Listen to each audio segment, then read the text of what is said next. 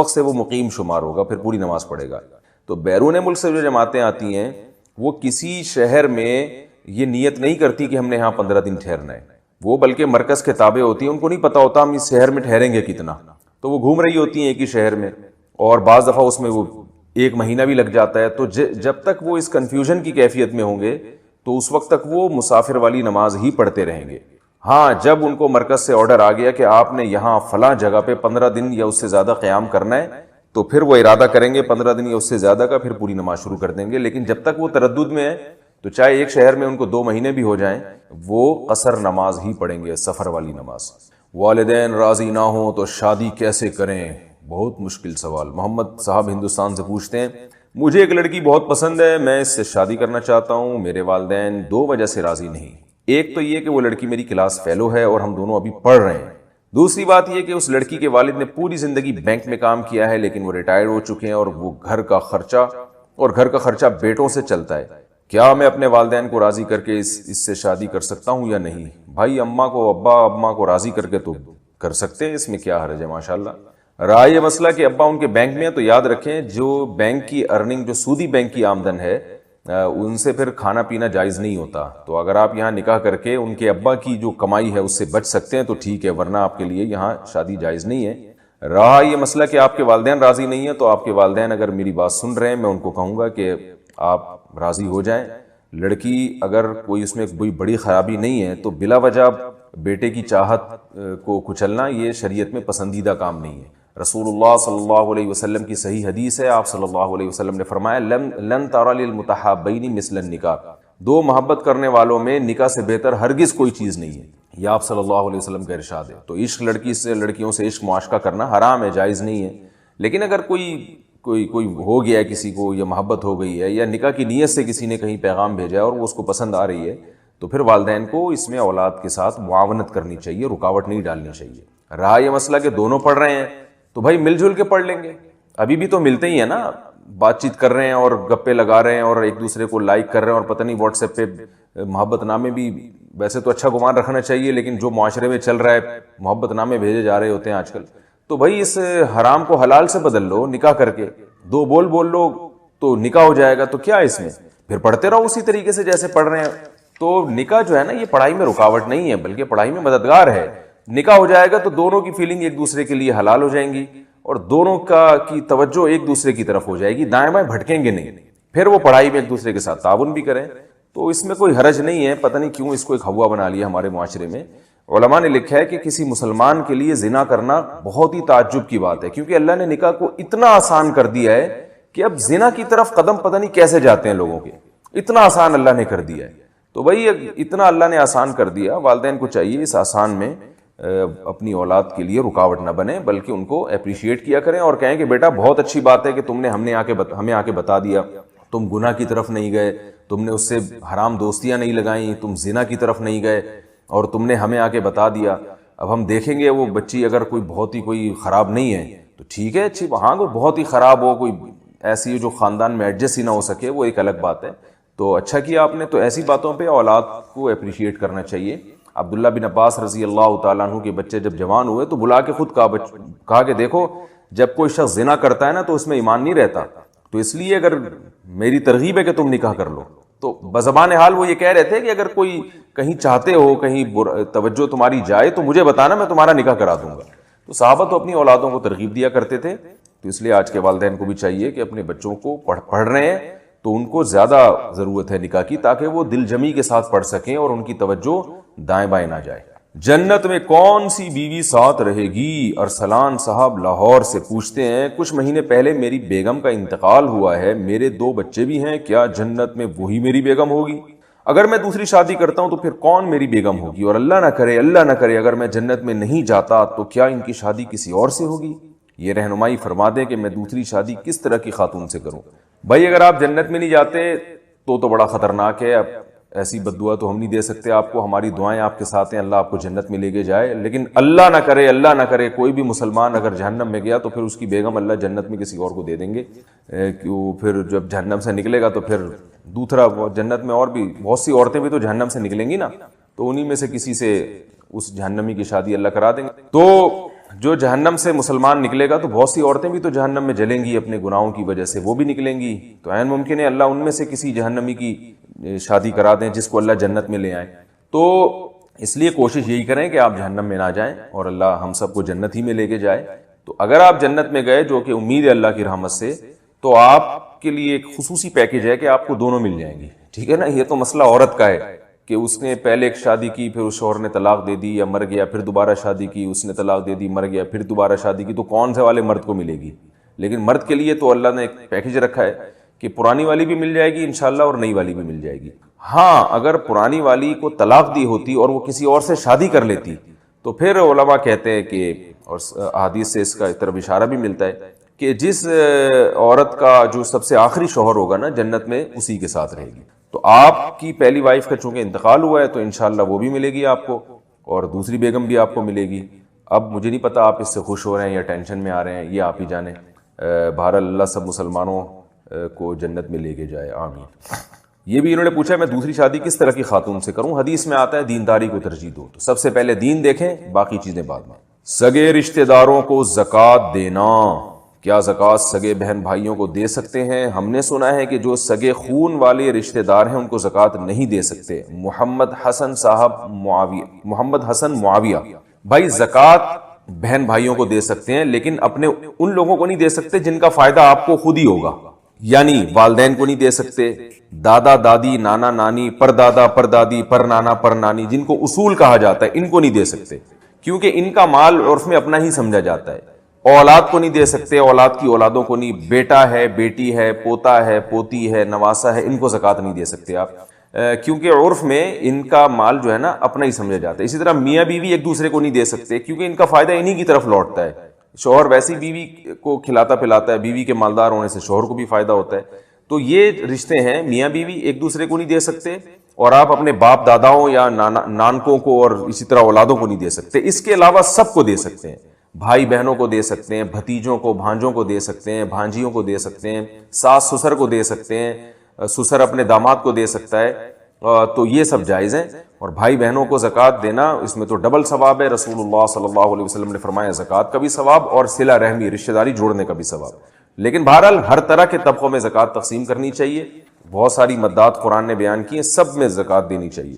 بیوی کا خود کو سنگل ظاہر کرنے کا حکم۔ یہاں UK میں جب عورت کا شوہر چھوڑ جائے اور اس کے چھوٹے بچے بھی ہوں تو حکومت عورت کو گھر بھی فری دیتی ہے اور اس کا خرچہ بھی دیتی ہے۔ یہاں میاں بیوی یہ کرتے ہیں کہ بیوی حکومت کو جا کر بتاتی ہے کہ میں الگ ہو گئی ہوں، میرے بچے بھی ہیں، لہذا حکومت اسے مراعات دیتی ہے۔ جب حکومت کی طرف سے اسے سہولتیں ملنا شروع ہو جاتی ہیں تو شوہر اس کے ساتھ چھپ کر رہنا شروع ہو جاتا ہے۔ اس بارے میں شرعی حکم کی رہنمائی فرمائیں۔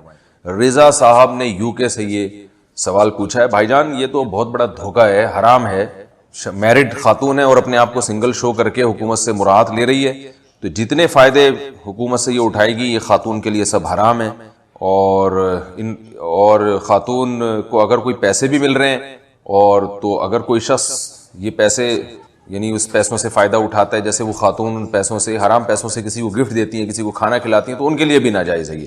تو نہ فلیٹ لینا یا کوئی مکان لینا جائز ہے اور نہ سہولتیں لینا جائز ہے، یہ دھوکے کا گناہ ہوگا، اور اس پر قرآن و سنت میں بڑی شدید وعیدیں ہیں۔ آپ صلی اللہ علیہ وسلم نے فرمایا جو دھوکہ دیتا ہے وہ ہم میں سے نہیں ہے، جو وہ مسلمان نہیں ہے، اور تباہی بربادی ان لوگوں کے لیے کہ جو دھوکہ دے کے یعنی اپنا حق جو ہے نا زیادہ وصول کرتے ہیں۔ تو اللہ تعالیٰ نے اس پہ بہت شدید وعیدیں سنائی ہیں۔ قرآن مجید میں اللہ تعالیٰ نے حکم دیا کہ ایک دوسرے کا مال باطل اور ناحق طریقے سے مت کھاؤ، تو ایسی خواتین کو اللہ سے ڈرنا چاہیے۔ اور اسی سے ملتی جلتی ایک کیفیت یہاں ہے کہ خاتون بیوہ ہوتی ہیں تو پینشن لے رہی ہوتی ہیں، حکومت کا قانون ہے کہ اگر یہ خاتون کہیں شادی کر لے تو پینشن نہیں لے سکتی اپنے شوہر کی، لیکن وہ شادی بھی کر لیتی ہیں اور شادی کو چھپا کے رکھتی ہیں اور ادھر سے پیڑے بھی کھا رہی ہوتی ہیں بیٹھ کے، تو وہ بھی حرام ہے۔ اللہ تعالیٰ ہماری حفاظت فرمائے۔ کیا جمعہ کا خطبہ عربی زبان کے بغیر دے سکتے ہیں؟ فیاض احمد نے پوچھا ہے کہ جمعے کا خطبہ اپنی علاقائی زبان میں دینے کا کیا حکم ہے؟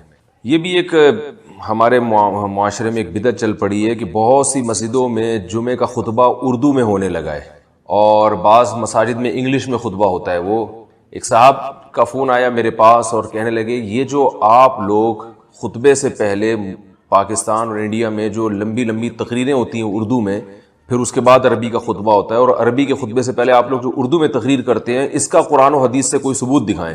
میں نے ان سے کہا آپ جو مجھ سے ثبوت مانگ رہے ہیں نا کہ عربی خطبے سے پہلے ہم جو اردو میں تقریر کرتے ہیں اس کا ثبوت دکھائیں، تو پہلے تو میں آپ سے ثبوت پوچھتا ہوں کہ جو آپ کی جو پوری تقریری اردو میں ہوتی ہے اور وہ عربی والا خطبہ جو نبی صلی اللہ علیہ وسلم کا تھا وہ آپ نے غائب ہی کر دیا، تو پہلے اس کا ثبوت دکھائیں۔ تو دلیل اس سے مانگی جاتی ہے تو دعویٰ کرتا ہے۔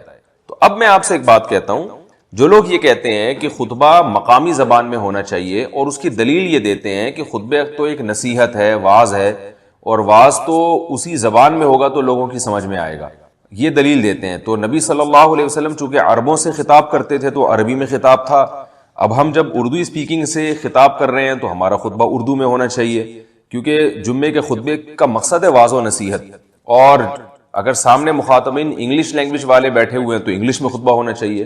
تو یہ دلیل غلط ہے دو وجہ سے۔ ایک تو یہ کہ قرآن مجید میں اللہ تعالیٰ نے جمعے کے خطبے کو ذکر اللہ سے تعبیر کیا ہے، یا ایھا الذین آمنوا اذا نودی للصلاۃ من یوم الجمعۃ فاسعوا الی ذکر اللہ، اے لوگو جب تمہیں جمعے کی نماز کے لیے بلایا جائے تو پھر اللہ کے ذکر کی طرف تم دوڑو۔ تو اس ذکر میں جمعے کی نماز بھی داخل ہے اور جمعے کا خطبہ بھی داخل ہے، کیونکہ خطبے سے پہلے مسجد میں پہنچنا واجب ہے جمعے کی اذان کے بعد، اور خطبے کے دوران بات چیت بھی حرام ہے تاکہ اللہ کا ذکر سنے۔ تو اس کو قرآن نے ذکر سے تعبیر کیا ہے، اور ذکر کی جتنی بھی قسمیں ہیں وہ عربی میں ہی ہیں۔ مثلا صبح و شام کا جو ذکر ہے وہ عربی زبان میں ہے، نماز کے اندر کا جو ذکر ہے وہ عربی میں ہے۔ تو جب اللہ نے اس کو ذکر اللہ سے تعبیر کر دیا تو ذکر وہ عربی زبان میں ہی ہوگا۔ اور اس میں حکمت کیا ہے؟ حکمت ایک بہت بڑی ہے کہ اللہ عربی زبان کی بھی حفاظت چاہتے ہیں، کہ عربی کی اصطلاحات سے، عربی زبان سے واقفیت رہے، لوگ عربی میں ذکر کریں گے۔ تو عربی زبان تو اسلام کی سرکاری زبان ہے نا، اس کو بھی تو محفوظ رکھنا ہے اللہ تعالیٰ نے قیامت تک کے لیے، اس بہانے لوگ عربی سے مانوس رہیں گے۔ تو رہا یہ مسئلہ کہ جی خطبے کا جو بنیادی مقصد ہے وہ تو واعظ و نصیحت ہے، تو یہ اشکال تو یہاں بھی ہوتا ہے کہ جب ہم ذکر کرتے ہیں سبحان اللہ والحمد للہ ولا الہ الا اللہ واللہ اکبر، اس کا بنیادی مقصد ہے اللہ کی بڑائی، تو یہ اپنی زبان میں ہوگی یا عربی میں ہوگی؟ یقیناً اپنی زبان میں زیادہ اچھی طریقے سے انسان اللہ کی بڑائی کر سکتا ہے، لیکن پھر بھی علماء کیا کہتے ہیں، سب کا اجماع ہے کہ بھئی عربی میں کرنی چاہیے، جو تسبیحات منقول ہیں وہ عربی میں ہونی چاہیے۔ نماز کے بعد آپ 33 دفعہ سبحان اللہ، 33 دفعہ الحمدللہ، 34 مرتبہ اللہ اکبر پڑھتے ہیں۔ اب آپ 33 دفعہ سبحان اللہ کے بجائے آپ 33 دفعہ یوں کہ اللہ ہر عیب سے پاک ہے، اللہ ہر عیب سے پاک ہے، اللہ ہر عیب سے پاک ہے، اور دلیل آپ یہ دیں کہ مقصد تو اللہ کی کبریائی کو بیان کرنا ہے، تو عربی میں تو سمجھ میں نہیں آ رہا تو میں اردو میں بیان کروں گا، کیونکہ اس سے دل پہ زیادہ اثر ہوگا اپنی زبان کا۔ لیکن یہاں یہ دلیل نہیں چلتی، ہم کہتے ہیں جو چیزیں منقول ہیں، معصور ہیں، وہ ان کو ایز اٹ از رکھا جائے گا۔ آپ سبحان اللہ کا مطلب سیکھ لیں، یہ آپ کے لیے ضروری ہے کہ سبحان اللہ کو چینج کرنے کی کوشش نہ کریں، الحمدللہ کی میننگ آپ سیکھ لیں، یہ زیادہ بہتر ہے، بجائے اس کے کہ آپ الحمدللہ کا لفظ ہی چینج کر کے آپ یوں تعریف شروع کر دیں، تمام تعریفیں اللہ کے لیے، تمام تعریفیں اللہ کے لیے۔ وہ ٹھیک ہے، ویسے عام نارمل حالات میں آپ اردو میں کریں، لیکن جو منقول الفاظ ہوتے ہیں تو ان کو ایسے ہی رکھا جاتا ہے۔ آپ صلی اللہ علیہ وسلم نے جو خطبہ دیا وہ عربی میں دیا، اور اس کو ذکر اللہ سے تعبیر کیا، اور یہ جمعے کی نماز کا ایک حصہ ہے، یہ تو ایز اٹ از رکھا جائے گا جیسے آپ صلی اللہ علیہ وسلم سے منقول ہے۔ ہاں ایک بات اس میں ہو سکتی ہے کہ ہے تو بہرحال یہ نصیحت ہے تو واعظ، یہ تو میں نے اس کا جواب تو آپ کو دے دیا کہ اگرچہ واعظ ہے مگر ہے یہ ذکر اللہ اور اس کے ساتھ جڑا ہوا ہے۔ ایک اور دلیل جو اس سے بھی زیادہ واضح ہے وہ یہ ہے کہ یہ دلیل صحابہ کی سمجھ میں کیوں نہیں آئی۔ قرآن مجید میں اللہ تعالیٰ کا ارشاد ہے کہ مشرکین مکہ یہ کہا کرتے تھے لو کان خیرا ما سبقونا الیہ، یہ قرآن کی آیت ہے کہ اسلام اگر خیر کی چیز ہوتا تو یہ صحابہ ہم پہ سبقت نہ کرتے بلکہ ہم اس میں پہل کرتے۔ یہ مشرکین کا نظریہ تھا۔ ہمارا صحابہ کے بارے میں نظریہ یہ ہے لو کان خیرا لسبقونا الیہ، کوئی بھی کام اگر خیر کا ہے تو صحابہ نے ہم پہ سبقت کی ہے۔ ہم دیکھتے ہیں اسلامی تاریخ میں صحابہ پوری دنیا میں پھیل گئے، وہاں عجم بھی بڑی تعداد میں تھے، ایران گئے، عراق گئے، مصر، اس وقت تو یہ عرب کنٹریز نہیں تھے، پوری دنیا میں صحابہ گئے ہیں، پھر صحابہ کے شاگرد گئے ہیں، ان کے شاگرد گئے ہیں۔ کوئی ایک ضعیف روایت بھی نہیں ملتی کہ کسی نے وہاں کی مقامی زبان میں خطبہ دیا ہو، حالانکہ ان تابعین میں سارے عرب نہیں تھے، اجمی بھی تھے، مگر وہ جب خطبہ دیتے تھے تو عربی میں ہی دیتے تھے۔ جمعے کا خطبہ اسلامی تاریخ میں ہمیشہ عربی زبان میں ہوا ہے، تابعین میں بھی، تبع تابعین میں بھی، ہمیں کوئی ایک ضعیف روایت بھی نہیں ملتی کہ کسی کی زبان اجمی ہو تو اس نے اور سامنے مجمع بھی اجمیوں کا بیٹھا ہوتا تھا، ایرانیوں کا بیٹھا ہوتا تھا، پرشین بولنے والے تھے اور مختلف زبانوں کے لوگ تھے، لیکن خطبہ عربی میں ہی ہوا ہے ہمیشہ. تو ہمیں اسلامی تاریخ میں اس کا کوئی ماضی میں ثبوت بھی نہیں ملتا. تو یہ کیسے ممکن ہے کہ صحابہ کرام ایک خیر کا کام تھا اور وہ صحابہ نے چھوڑ دیا؟ یعنی خیر تو یہ تھی کہ خطبہ مقامی زبان میں ہو، لیکن صحابہ نے عربی میں خطبہ دیا، حالانکہ مقامی لوگوں کی پرواہ نہیں کی انہوں نے. تو یہ کیسے ہو سکتا ہے؟ یقیناً یہ اس کی علامت ہے کہ صحابہ اور تابعین اور تبع تابعین اور جتنے اسلاف ہمارے گزرے ہیں، اگرچہ بہت سو کی مادری زبان عربی نہیں تھی، مگر انہوں نے خطبہ عربی میں ہی دیا ہے. یہ اس کی دلیل ہے کہ یہی خیر ہے جس کی طرف ہمارے اسلاف ہم سے سبقت کر چکے ہیں. اسی بیس پر بر صغیر کے علماء کا یہی فتویٰ ہے کہ یہ جو خطبہ ہے نا یہ عربی میں ہی دیا جائے گا. ہاں یہ ضرور ہے کہ جو امام ہے اس کی ذمہ داری ہے کہ وہ وقتاً فوقتاً اس کا ترجمہ بھی کبھی کبھار کر دیا کرے، تاکہ لوگوں کو عربی زبان سے بھی مانوس ہوں اور اس کا مفہوم بھی لوگوں کی سمجھ میں آئے. اس سے دونوں چیزیں ہوں گی، عربی بھی ترقی کرے گی اور جو خطبے کا بنیادی مقصد ہے وہ بھی بہرحال حاصل ہوگا. رہا یہ مسئلہ کہ پاکستان اور دوسرے کنٹریز میں بہت سارے ممالک میں بہت سے ائمہ کرام جو عربی سے پہلے اردو میں بھی تقریر کرتے ہیں، اس کا کیا ثبوت ہے؟ تو اس کے ثبوت کی ضرورت نہیں ہے، کیونکہ وہ خطبے کا حصہ نہیں ہے. کسی بھی شخص کے لیے جائز ہے، وہ کسی بھی وقت لوگوں کو واضح و نصیحت ان کی مقامی زبان میں کر سکتا ہے. وہ جمعے کی نماز سے پہلے بھی کر سکتا ہے، جمعے کی نماز کے بعد بھی کر سکتا ہے، بشرطے کہ نبی صلی اللہ علیہ وسلم سے منقول چیز جو ہے اس میں کوئی کانٹ چھانٹ نہ کرنی پڑے. آپ صلی اللہ علیہ وسلم سے جمعے کے دن جو چیز منقول ہے، جمعے کی نماز سے پہلے عربی میں خطبہ ہے جو کھڑے ہو کر آپ دیا کرتے تھے اور اس کے درمیان وقفہ کیا کرتے تھے، اس میں اللہ کی حمد و ثنا کرتے تھے، اس کے بعد جمعے کی نماز ہوتی تھی. تو اگر اس میں کوئی چینجنگ نہیں ہو رہی تو امام کے لیے جائز ہے کہ وہ جمعے کی نماز کے بعد بھی اردو میں تقریر کر سکتا ہے، جمعے کی نماز سے یعنی خطبے سے پہلے بھی کر سکتا ہے، جمعرات کے دن بھی کر سکتا ہے، اتوار کے دن بھی کر سکتا ہے. اگر کسی مسجد کے امام صاحب جمعے کے دن اس لیے تقریر کرنے کے پبلک ہوتی ہے تو بھی جائز ہے. یعنی نہ یہ سنت ہے نہ یہ بدعت ہے، کیونکہ واضح و نصیحت کا کوئی خاص وقت اللہ تعالیٰ نے متعین نہیں کیا.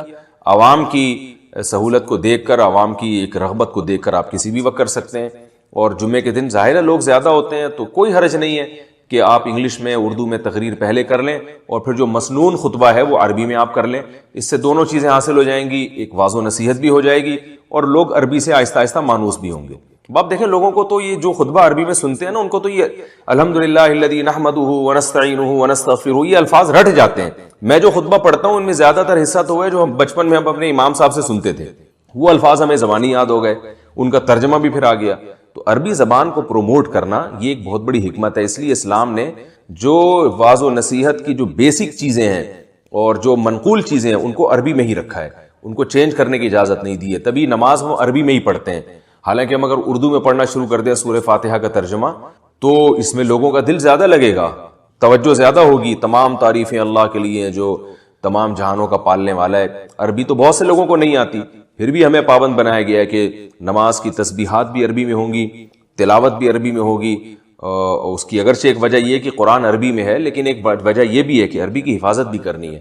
تو اسی بیس پر عربی پوری دنیا میں پھیلی ہے. اس لیے صحیح قول ہماری رائے میں یہی ہے کہ اس میں کانٹ چھانٹ کی اجازت نہیں ہے. جو منقول چیزیں عربی میں منقول ہیں ان کو عربی میں ہی رکھا جائے گا. آپ اس کا مفہوم لوگوں کو بتا دیا کریں. جیسے نکاح کا خطبہ آپ دیکھ لیں نا، نکاح کا خطبہ اردو میں کیوں نہیں دیتے بھائی؟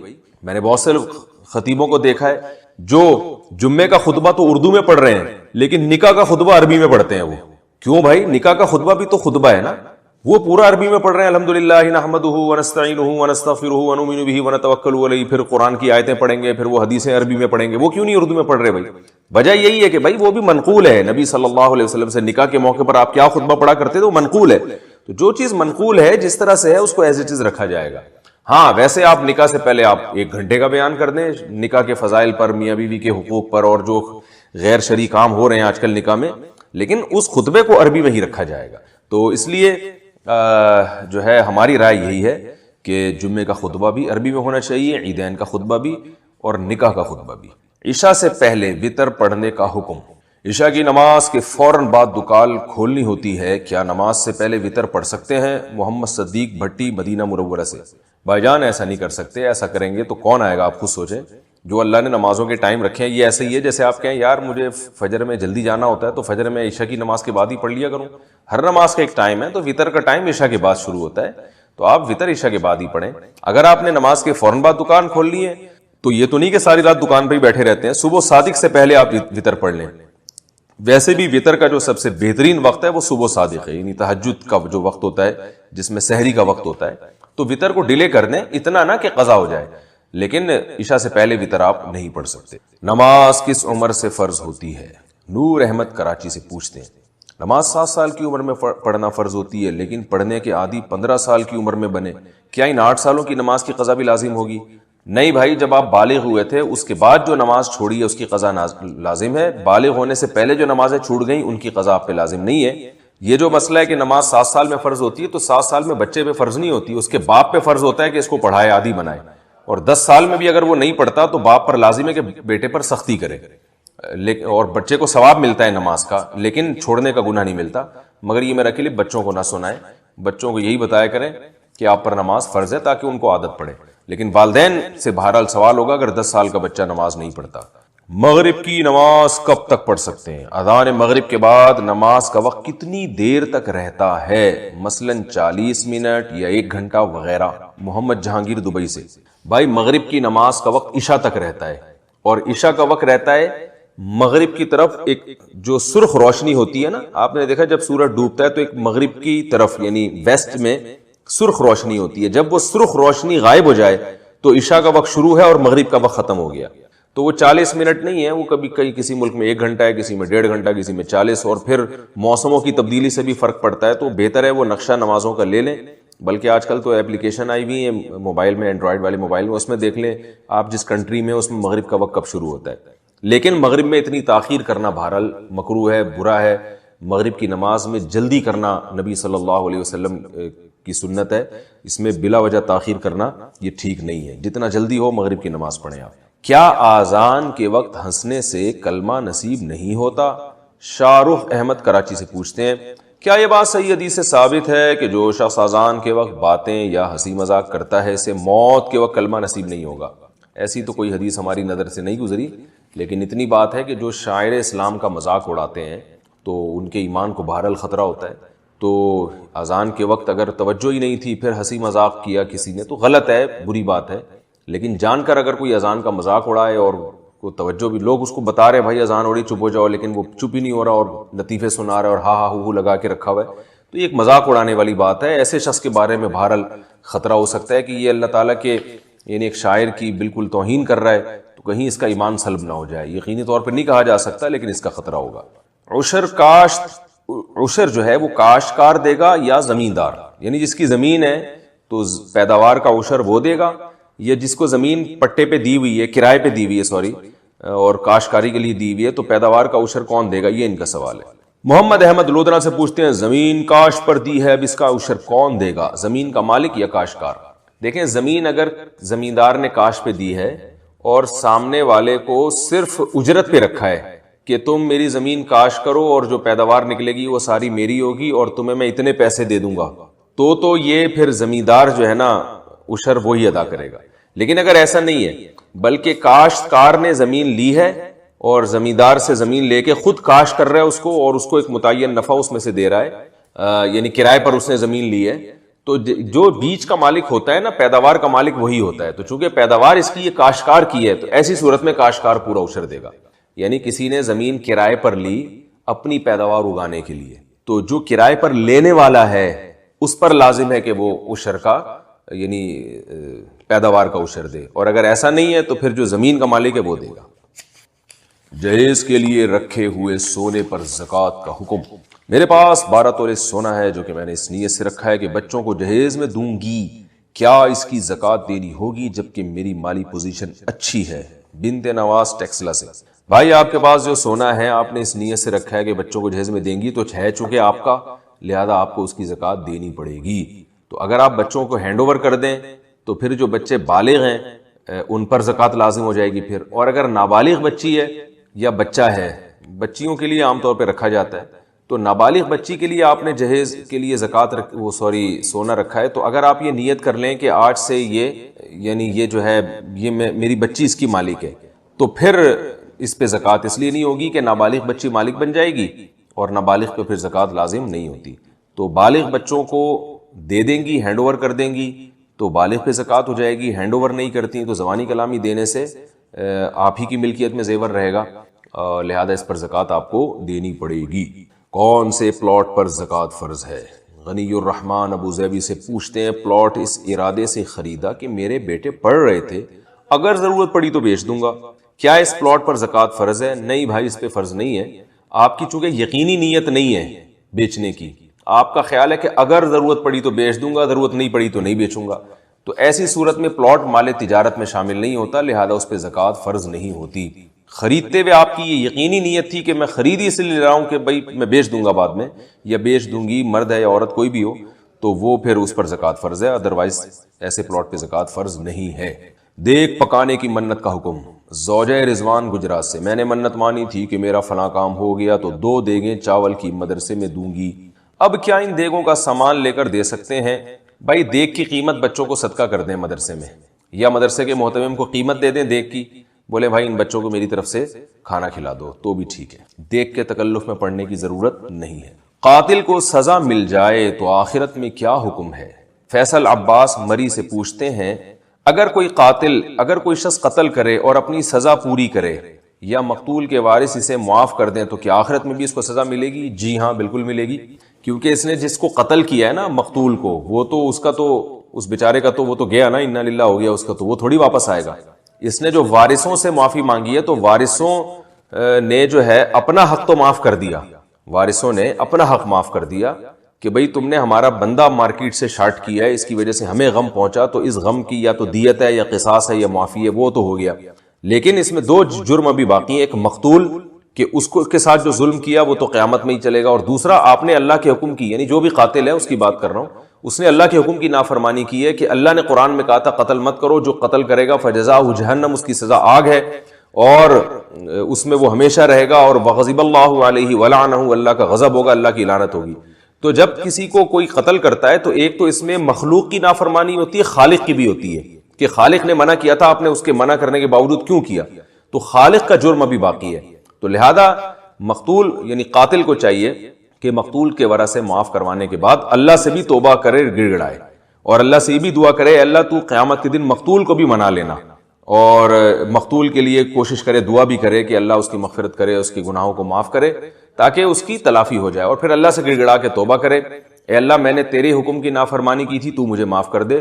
اگر گڑ گڑا کے توبہ بھی کر لیتا ہے اور مقتول کے ورثہ نے بھی معاف کر دیا، پھر اللہ کی رحمت سے پوری امید ہے کہ انشاءاللہ آخرت میں اس سے حساب و کتاب نہیں ہوگا، پھر خام خواہ وہم بھی نہ کرے، بلکہ اللہ کی رحمت سے امید لگائے کہ جب میں نے سچے دل سے توبہ کر لیے تو اللہ مجھے معاف کر دے گا۔ اگر توبہ نہیں کرتا تو پھر مقتول کے ورثہ کے معاف کرنے سے بھی آخرت کا جرم بہرحال معاف نہیں ہوتا۔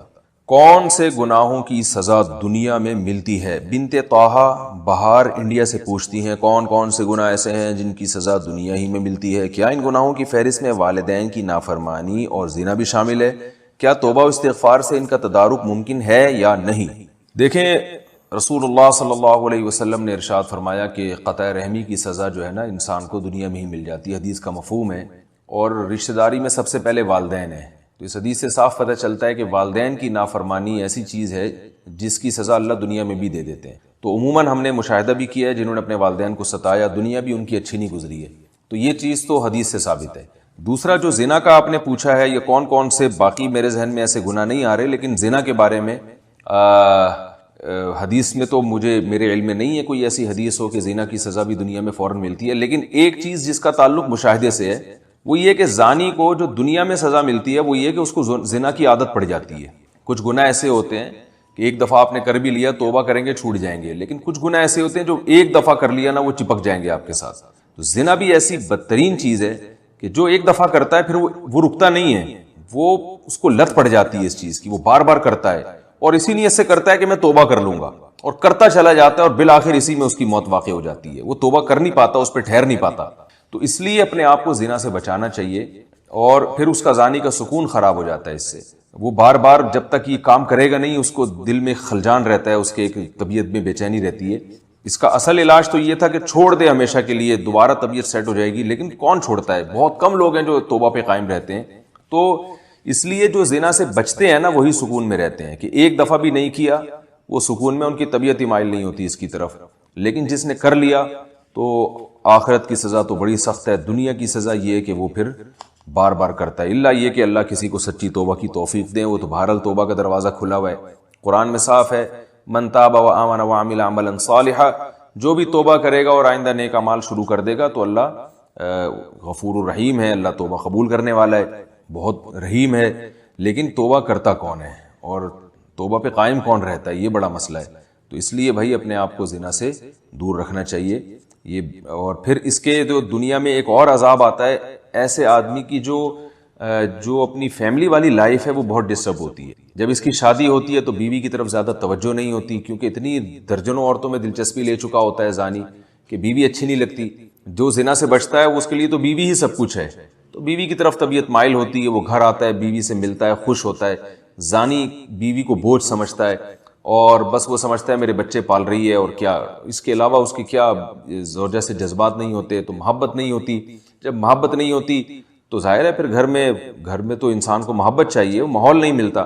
بچوں کو جب پتہ چلتا ہے ہمارا باپ ایسے تھا، بچوں پہ باپ کا بہت برا اثر پڑتا ہے، بچے بھی برائی کی طرف مائل ہوتے ہیں، گھر تباہ ہو جاتا ہے، اور یہ بڑھاپے میں تو پھر زندگی عذاب بنتی ہے۔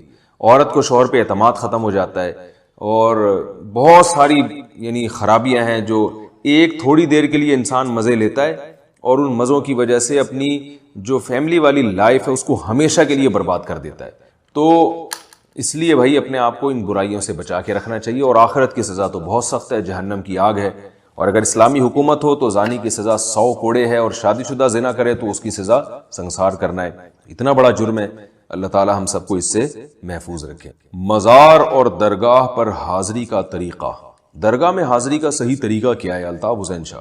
وہ بھائی یہ جو آج کل درگاہوں میں حاضریاں ہو رہی ہیں یہ بدعت عمل ہے، مزاروں پہ جو کچھ ہو رہا ہے یہ قرآن و سنت سے اس کا ثبوت نہیں ہے۔ رسول اللہ صلی اللہ علیہ وسلم نے ایک بالش سے زیادہ قبر کو اونچا کرنے کو حرام قرار دیا، منع کیا ہے، اور آج کل آپ دیکھیں کیا کچھ ہو رہا ہے، قوالیاں ہو رہی ہیں۔ البتہ اگر ویسے ہی کسی بزرگ کی قبر پہ آپ جانا چاہیں تو محبت کی وجہ سے، لگاؤ کی وجہ سے، کسی سے آپ کو عقیدت ہے تو آپ ان کی قبر پہ جا سکتے ہیں، کچھ بھی نہیں کرنا، آپ نے تمیز سے جانا ہے، اور مرحوم کے لیے، میت کے لیے دعا کرنی ہے، اور ہاتھ اٹھا کے دعا نہ کریں، کیونکہ وہاں پہلے ہی شرک ہو رہا ہے۔ اگر آپ ہاتھ اٹھا کے دعا کریں گے تو یہ وہم ہوگا کہ شاید آپ اس قبر والے سے مانگ رہے ہیں، تو جہاں اس وہم کا خطرہ ہو وہاں ہاتھ اٹھا کے دعا نہیں مانگنی چاہیے قبر پہ، لوگ یہ نہ سمجھیں کہ قبر والے سے مانگ رہے ہیں۔ تو وہاں جائیں آپ، میت کے لیے، جو بھی بزرگ ہیں ان کے لیے دعائیں مغفرت کریں، اور اللہ سے یہ دعا مانگیں کہ اللہ ہمیں ان کے نقش قدم پہ چلنے کی توفیق عطا فرمائے، بس یہ دعا مانگیں اور پتلی گلی سے نکل لیں۔ وہاں دھرنے مار کے بیٹھنا اور پھر جو ہے نا مجاور بن کے بیٹھنا، یہ سب حرام ہے، ناجائز ہے۔ نبی صلی اللہ علیہ وسلم نے اپنی قبر کے لیے ان چیزوں کو برداشت نہیں کیا، حالانکہ آپ صلی اللہ علیہ وسلم سے زیادہ تو اس کائنات میں کسی کا مقام نہیں ہے۔ آپ نے فرمایا کہ میرے دنیا سے جانے کے بعد میری قبر کو عیدگاہ نہ بنانا، اور ایسے نہ کرنا جیسے یہود و نصارہ اپنے پیغمبروں کی قبروں کے ساتھ کیا کرتے تھے۔ تو اسی وجہ سے آپ دیکھیں آپ صلی اللہ علیہ وسلم کی قبر کے قریب وہاں بیٹھنے کی بھی اجازت نہیں ہے، بس آپ قبر پہ سلام پڑھیں اور نکلیں۔ تو یہاں بھی ایسا ہی ہونا چاہیے کہ کسی بزرگ کی اگر کوئی قبر ہے تو آپ جائیں، میت کے لیے دعا کریں اور بس نکل جائیں وہاں سے، یہی آداب ہے۔ کون سے پرندوں کی تجارت جائز ہے؟ کیا ایسے پرندوں کی خرید و فروخت جائز ہے جو گھروں میں آرائش کی نیت سے پنجروں میں قید رکھے جاتے ہیں؟ عاطف حسین صاحب عمان سے پوچھتے ہیں۔ جی ہاں جائز ہے بھائی، گھروں میں جو پنجروں میں جو پرندے قید کیے جاتے ہیں، تو انسان ہے وہ، اور پرندہ مانوس ہو جاتا ہے اسی پنجرے سے، وہ زیادہ ٹینشن زیادہ دن لیتا نہیں ہے، اسی پنجرے سے مانوس ہو جاتا ہے۔ تو جائز ہے ان پرندوں کو رکھنا بھی اور بیچنا بھی، بشرطے کہ ان کی خوراک کا اور ان کے آرام کا خیال کیا جائے۔ بغیر جوئے کے تاش کھیلنا، محمد قادر سعودی عرب سے پوچھتے ہیں بغیر جوئے کے تاش کھیلنا کیسا ہے؟ بھائی تاش کھیلنا جوئے کے ساتھ تو بالکل ہی حرام ہے، اور بغیر جوئے کے کھیلنا بھی صحیح نہیں ہے۔ میں یہ نہیں کہہ رہا کہ حرام ہے، لیکن فساق و فجار کا شعار ہے، ٹائم ویسٹنگ ہے، جس کا ایسا کھیل ہے جس کا نہ دنیا میں کوئی فائدہ نہ آخرت میں کوئی فائدہ، تو اس لیے مکروہ ہے، ناپسندیدہ ہے، اگرچہ حرام نہیں ہے لیکن بہرحال قابل تعریف بھی نہیں ہے۔ اپنے بچوں کو اس سے روکنا چاہیے اور خود بھی روکنا چاہیے۔ گائے کو حاملہ کرنے کے لیے ٹیکا لگانا، آج کل گائے کو حاملہ کرنے کے لیے جو ٹیکا لگایا جاتا ہے کیا یہ جائز ہے؟ خرم صاحب کشمیر سے پوچھتے ہیں۔ جی ہاں بھائی جائز ہے، کوئی حرج نہیں ہے اس میں۔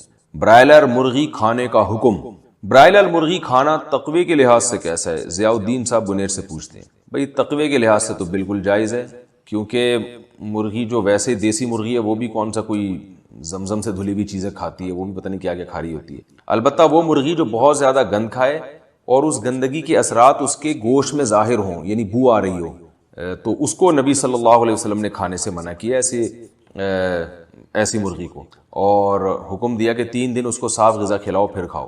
یہ جو برائلل مرغی ہے اگرچہ کھلا تو پتہ نہیں اس کو کیا کہہ رہے ہیں، لیکن وہ ایسے پروسیس سے خوراک گزرتی ہے کہ پھر گوشت میں بو نہیں آتی، اسمیل نہیں آتی ہے، تو لہذا اس کا کھانا تقوی کے لحاظ سے اس میں کوئی حرج نہیں ہے۔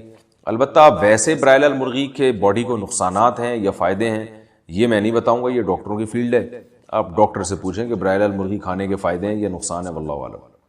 حقہ اور چھالیہ کا حکم، کیا حقہ پینا یا چھالیاں کھانا حرام ہے؟ اگر حرام ہے تو کس قسم میں داخل ہے؟ بنت تاج محمد کراچی۔ حقہ پینا حرام تو نہیں کہہ سکتے، البتہ مکروہ ناپسندیدہ ضرور ہے، کیونکہ اس میں تمباکو ہوتا ہے جو دیر پا یعنی لانگ ٹائم میں جا کے نقصان دیتا ہے، اور یہی چھالیوں کا بھی حکم ہے، تو حرام نہیں ہے، ناپسندیدہ ہے۔ حرام وہ ہوتا ہے جس کا فوری اور واضح نقصان ہو، تو اس قابل نہیں ہے کہ اس کو اپریشیٹ کیا جائے، معاشرے میں اس کو پھیلایا جائے، لیکن سری حرام نہیں ہے۔ جلی ہوئی روٹی کھانے کا حکم، یاسر امان گجرات انڈیا سے پوچھتے ہیں جلی ہوئی روٹی کھانے کا کیا حکم ہے؟ تفصیل سے وضاحت فرما دیں۔ بعض چیزیں اس لیے حرام ہوتی ہیں کہ وہ صحت کے لیے نقصان دیں، تو جلی ہوئی بھی روٹی اگر بہت زیادہ جلی ہوئی چیزیں کھا رہے ہیں تو نقصان ہوتا ہے، لیکن ہمارے یہاں روٹی میں جو تھوڑی سی جل گئی وہ کھانے سے ڈاکٹر کہتے ہیں کہ باڈی کو کوئی نقصان نہیں ہوتا، اس لیے جائز ہے، کوئی حرج نہیں ہے، اور اگر ہوتا بھی ہے تو بہت تھوڑا نقصان ہوتا ہے جس کی تلافی بھی ہو جاتی ہے۔ خواتین کا جم جوائن کرنا کیسا ہے؟ محمد رجب انجم اوکاڑا سے پوچھتے ہیں خواتین کا جم جانا جائز ہے یا نہیں؟ بھائی جم جوائن کرنا خواتین کے لیے جائز ہے، اس میں کوئی گناہ نہیں ہے، لیکن 2 چیزوں کا خیال ضروری ہے۔ خواتین کے جو جم ہیں ان میں خواتین کے لباس بہت بیہودہ ہوتے ہیں، تو ٹھیک ہے ممکن ہے کوئی پردے دار خاتون وہاں جم میں جائیں، وہ بیہودہ لباس نہ پہنے، لیکن جب دوسری خواتین کے بالکل فٹنگ کے اور ادھورے لباس دیکھیں گی تو اس گناہ کے اثرات دل پہ پڑتے ہیں، حیا طبیعت میں ختم ہوتی ہے۔ تو جم جانے کے ایک سائیڈ ایفیکٹ یہ ہے، تو اس سائیڈ ایفیکٹ سے بچتے ہوئے آپ جائیں تو ٹھیک ہے، لیکن بہت مشکل ہے۔ بہرحال حرام نہیں ہے، ناپسندیدہ میں کہہ سکتا ہوں اس ماحول میں، کیونکہ ماحول کے برے اثرات آتے ہیں، تو بہتر یہی ہے کہ گھر میں کوئی ایسی مشین لے لی جائے، جیسے ایک مشین ہوتی ہے جو بھاگنے کی اللہ نے کسی کو مالی وسعت دی ہے تو ایک مشین ہے، اس پہ کھڑے ہو کر آپ بھاگتے رہیں، بھاگ بھی لیتے ہیں اور اسی جگہ بھی کھڑے رہتے ہیں، تو اس طرح کی مشین گھر میں خواتین کو لا کے دے دینی چاہیے اگر اللہ نے مالی وسعت دی ہے آپ کو، تاکہ وہ گھر میں ہی ایکسرسائز کر لیں، ان کو باہر نہ جانا پڑے۔ اور اگر واقعی کوئی مجبوری ہے تو جائز ہے، بہرحال اگر پردے کی پوری پابندی ہو۔ دوسری خرابی جم میں یہ ہوتی ہے کہ بعض دفعہ آج کل ہینڈی کیم سب کے پاس ہیں، تو وہ خواتین ایک دوسرے کی تصویریں لے کے فیس بک پہ ڈال دیتی ہیں، تو عین ممکن ہے کسی پردے دار خاتون جو مختصر لباس میں ایکسرسائز کے دوران ہو اور ان کی تصویر لے کے کوئی ڈال دے، تو یہ کچھ خطرات ہیں بہرحال، جس کی وجہ سے میں عمومی طور پر خواتین کو نہیں کہتا کہ جم جائیں، لیکن یہ کوئی حلال و حرام کا مسئلہ نہیں ہے، اگر کوئی جائے اور پردے کی پابندی کریں، یعنی کوئی غیر مرد بھی نہ ہو وہاں پہ اور سب خواتین ہوں، تو جائز ہے بہرحال۔ جھوٹ بولنا کب جائز ہے؟ کیا یہ بات درست ہے کہ بیوی کو راضی کرنے، 2 لوگوں میں سلو کرانے اور جنگ میں جھوٹ بولا جا سکتا ہے؟ محمد وسیم صاحب انڈیا سے پوچھتے ہیں جنگ کے بارے میں حدیث میں آتا ہے الحرب خدا، حرب دھوکے کا نام ہے، تو جنگ میں دھوکہ ہی دیا جاتا ہے ایک دوسرے کو، تو البتہ جنگ میں ایگریمنٹ میں جھوٹ بولنا جائز نہیں ہے۔ آپ کی دشمن قوم سے کوئی ایگریمنٹ کر رہے ہیں اور بعد میں آپ کہیں میں تو جھوٹ بول رہا تھا، یہ حرام ہے، کیونکہ معاہدوں کی پابندی بہرحال ضروری ہے۔ ویسے جنگ تو نام ہی چال کا ہے۔ رہا مسئلہ بیوی کو خوش کرنے کے لیے جھوٹ بولنا، 2 لوگوں میں سلو کرانے کے لیے جھوٹ بولنا، تو اس بارے میں صریح حدیث ہے، آپ صلی اللہ علیہ وسلم نے فرمایا لیس الکذاب الذی یکذب لیصلح بین الناس، وہ شخص جھوٹا نہیں ہے جو لوگوں میں سلو کرانے کے لیے جھوٹ بولتا ہے۔ تو اسی طرح زوجہ کو خوش کرنے کے لیے بھی نبی صلی اللہ علیہ وسلم نے جھوٹ بولنے کی اجازت دی ہے، لیکن یہاں یاد رکھیں اگرچہ بہت سے فقہا تو کہتے ہیں سری جھوٹ بولنا جائز ہے، لیکن خاص طور پر جو احناف ہیں ان کا موقف اس بارے میں یہ ہے کہ سری جھوٹ بولنا جائز نہیں ہے، 2 وجہ سے۔ ایک تو قرآن مجید میں اللہ تعالیٰ نے فرمایا لعنت اللہ علی الکاذبین، جھوٹ بولنے والوں پر اللہ کی لعنت، وہ فرماتے ہیں یہ نص سب کو شامل ہے، ہر طرح کے واقعات کو، تو سری جھوٹ نہیں۔ وہ کہتے ہیں یہاں جھوٹ سے مراد ہے توریہ کہتے ہیں گول مول بات کرنا، یعنی آپ بات کر رہے ہیں اس کا ظاہر کچھ اور ہے لیکن آپ کچھ اور مطلب لے رہے ہیں، سامنے والا کچھ اور سمجھ رہا ہے، تو بات کو گھما پھرا کے ایسے کرنا کہ سلو ہو جائے۔ اور یہ بھی حدیث سے ثابت ہے کہ کذب یعنی جھوٹ کا جو لفظ ہے وہ توریہ کے معنی میں بھی حدیث میں استعمال ہوا ہے، جیسے ابراہیم علیہ السلام قیامت کے دن سفارش نہیں کریں گے اور کہیں گے مجھ سے تو غلطی ہوئی تھی کہ میں نے جھوٹ بولا تھا، اور جھوٹ کیا بولا تھا کہ ابراہیم علیہ السلام نے کہہ دیا تھا انی سقیم، میں بیمار ہوں، لوگوں نے کہا تھا نا میلے پر جا رہے تھے, ابراہیم علیہ السلام کو بھی لے کے جا رہے تھے, ابراہیم علیہ السلام کی نیت یہ تھی کہ ان بتوں کی قط بنائیں گے, تو لوگوں نے کہا چلیں, ابراہیم علیہ السلام نے بہانہ کیا کہ میں تو بیمار ہوں. تو اب حالانکہ وہ یعنی یہ جھوٹ نہیں تھا, بلکہ ابراہیم علیہ السلام کی نیت یہ تھی کہ میں ان حالات کو دیکھ دیکھ کے پریشان ہوں, بیمار ہوں, روحانی طور پر گویا بیمار ہوں میں, لیکن اس کو بھی جھوٹ کے لفظ سے تعبیر کیا گیا ہے, تو تقوی کی وجہ سے. اس لیے احادیث میں جو کذب کا لفظ ہے نا, جھوٹ کا لفظ, وہ توریہ کے معنی میں بھی استعمال ہوا ہے. اور توریہ کہتے ہیں کہ آپ ایسی بات کر رہے ہیں گول مول جو جھوٹ نہیں ہے, لیکن سامنے والا اس کا مطلب کچھ اور لے رہا ہے, آپ اس کا مطلب کچھ اور لے رہے ہیں. تو راجح قول یہی ہے کہ زوجہ کے سامنے اس کو خوش کرنے کے لیے ایسی بات کرنا جس کا وہ مطلب کچھ اور لے, آپ کچھ اور لو, تاکہ گھر میں لڑائی جھگڑے نہ ہو نا. خواتین تو خون پی جاتی ہیں آدمی کا, اگر آپ سچ سچ بتا دیں گے تو پٹیں گے آپ بہت برے طریقے سے. تو اس لیے تھوڑا سا گھمانا پڑتا ہے ہر شریف انسان کو, اور وہ اس لیے نہیں گھمانا پڑتا دھوکہ دینے کے لیے, بلکہ بعض خواتین